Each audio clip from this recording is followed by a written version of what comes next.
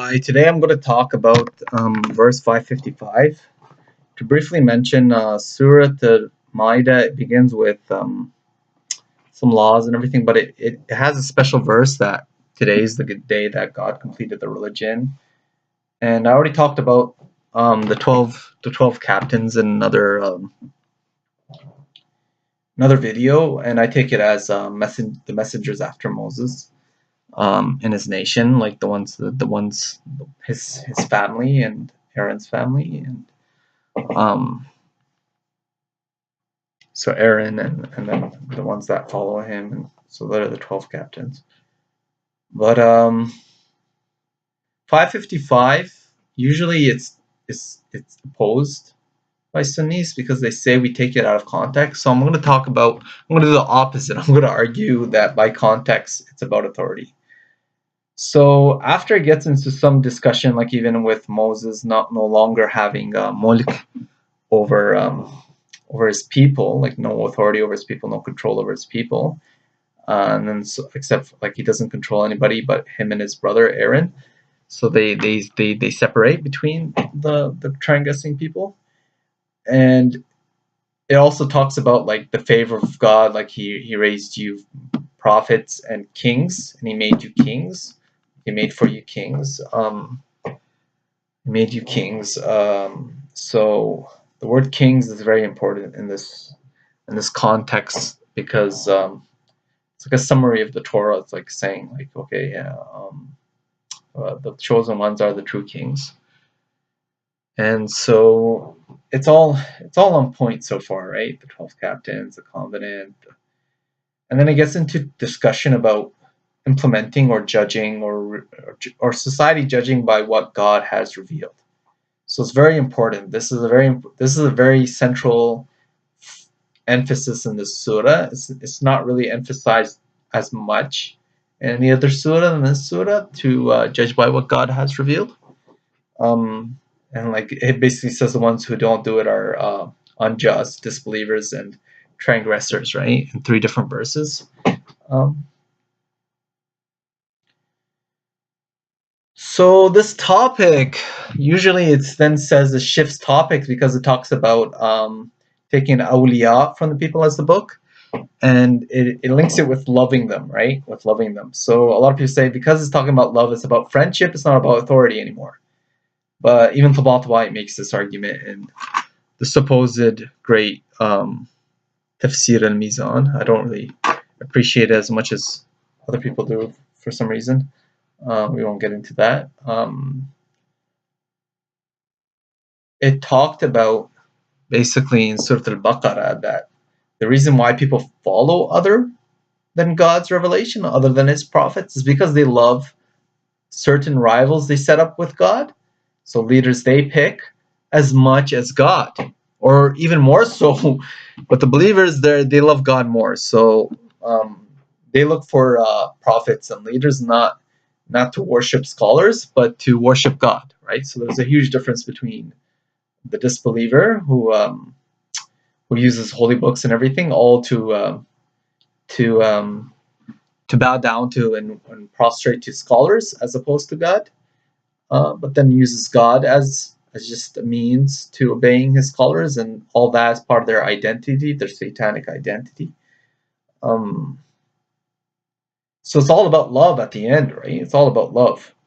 If you love God more, than anything else, to the extent that you worship him alone, that nothing even comes close to the reverence and the love you have to God, you're not going to disobey him to obey another creation, because you belittle everything else. Like even the prophet, the highest of creation, you exalt him, but exaltedness has no comparison to worship.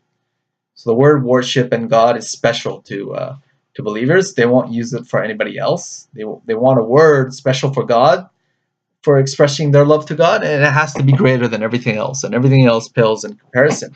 So this argument, because it talked about love, that it's not about authority, is a very weak argument. And then it could be seen in context that taking people from the people of the book as awliya don't do that. Because why? Because some of them are authorities over others. Because you think you're taking the whole people to represent the Torah and the Injil, but really they follow a few people, and those people follow a few people, and so at the end you're not really following a whole people. It's not like you're trusting the whole people. You're trusting a few, because this is a very good argument for Quran for not trusting majority of people, like a whole population, because majority of people don't pick, right? They don't choose. So there goes the whole Jama'ah nonsense that Sunnis put.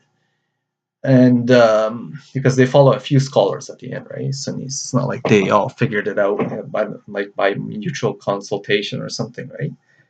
And so it then goes to what Muslims ought to do, and Muslims not shouldn't do the same mistake, right? They shouldn't be like in Bani Israel, they were supposed to follow the prophets, but in the Muslims, oh well, there's no prophets after, so now we just have a free for all, pick whoever we want sort of approach to religion, right?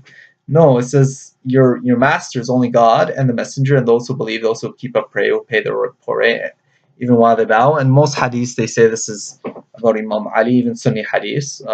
I don't want to get into the chain stuff and everything, so I'm not going to get into that. But supposedly there's no connected chain all the way to the Prophet, Sunni hadith wise, but that doesn't mean anything, right? Because they have so much from Tabi'een. They attribute it to Ali, right? Almost like all the Tabi'een of theirs, they said it's Imam Ali. So who cares if there's a chain to the companion or not? We're all the Tabi'een making up bullshit or something? They weren't, right?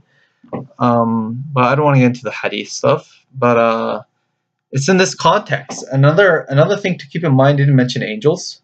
One thing to keep in mind is that we're not forbidden to love the people of the book. Otherwise, in the other places in Quran, it emphasizes that we're supposed to love humans, and it's only those who actually waged war against the Prophet and his people and his followers because of religion, out of hate and everything, that love was forbidden. And even these people, there was a hope that they would seize their opposition and that believers would love them afterwards, and that happened.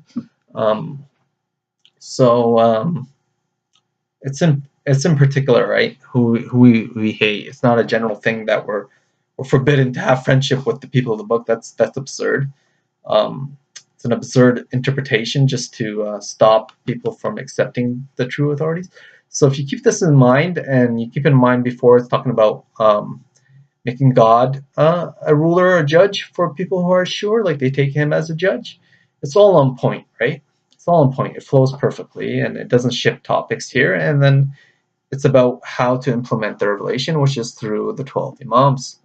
And then the 12 verses later, the Ghadir Balligh verse comes, and that's a different topic, so let's not get into all that. But the whole surah is on point.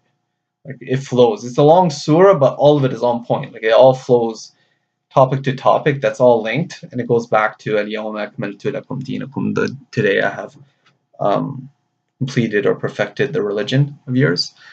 So this is a very very clear verse about the Imams, and the use is singular wali. It uses wali very singularly, and that means master, authority. It doesn't make sense to use it singularly with friendship, right? I mean, we don't have to have friendship the same way with everybody, right? It's not a single friendship. Friendship is dynamic. It changes people to people. I mean, it changes, but here is a very singular thing, and obedience to the messenger is the same as obedience to God, because we obey the messenger to obey God, and so these people have the same wilaya as Allah and messenger in some respect, right? And it's the respect of who to represent the guidance and the teachings, right? So Quran and Ahlulbayt go together in this sense, and so it's a very clear message. Very clear message if you keep that in mind, the context. And then afterwards, it emphasizes again not to take, like it basically shows the authorities that are taken aside from the chosen ones. They're people who they take their religion as a play game, right? They take it as it's all fun and games for them, but they act all holy and serious. But really, it's a game of authority for them, and they've taken a mockery of religion, but people believe they're holy and great and pure and stuff, these leaders, and they praise them and everything, but Allah is emphasizing that it's a special group that that truly have this authority. And with the context of the 12 captains, it's obviously the 12 successors of Nabi Muhammad. Thank you.